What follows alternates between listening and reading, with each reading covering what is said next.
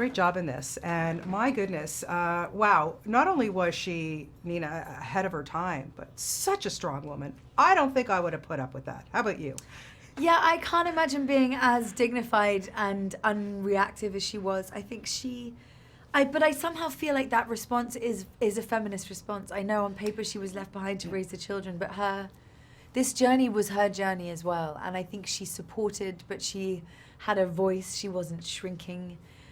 She somehow was an incredibly dignified, stoic. I love this woman. I love the dignity that she executed herself with. Yeah, and you know, I know that this project has kind of been in the back burner for you for a long time. What was it about the whole story, though, that kind of drew you in?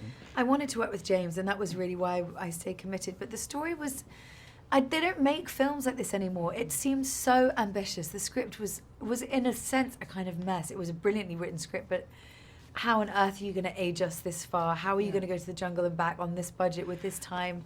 The children, how it just was enormous. And I liked the idea of, I felt safe in the hands of James, that if anyone could do it, he could do it. But I also liked the pace of it, that it would be like a 70s movie, and it sort of is.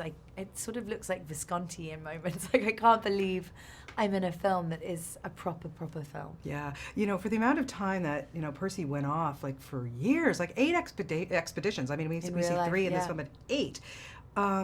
Do you think that, like, you could even leave home for that long and not have your own comfortable bed? And, you know, it's, wow. Yeah, I mean, we have to, it was hard initially to get my head around that, but in that era, it wasn't as uncommon to disappear for years. You know, men going off to war, men going off to make their names, and I mean, the society was different.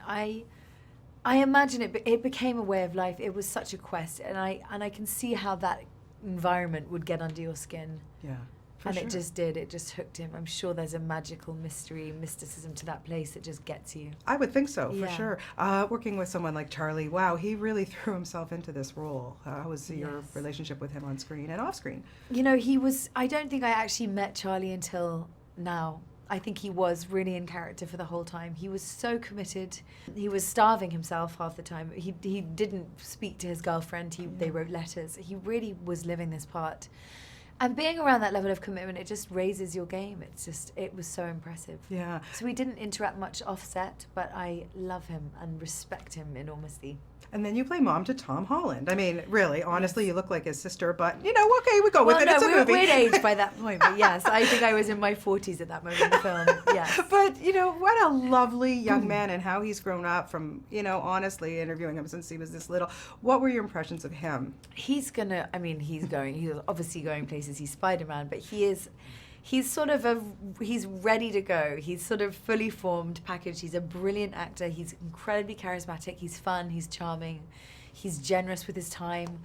I can't wait to watch his career and his life. I'm so fond of him and excited for him too. Yeah, well, you've done a terrific job in this, and you looked lovely the entire time. You would just really radiate the screen. Always lovely to talk to you. Thank you so much, Sienna. You're welcome.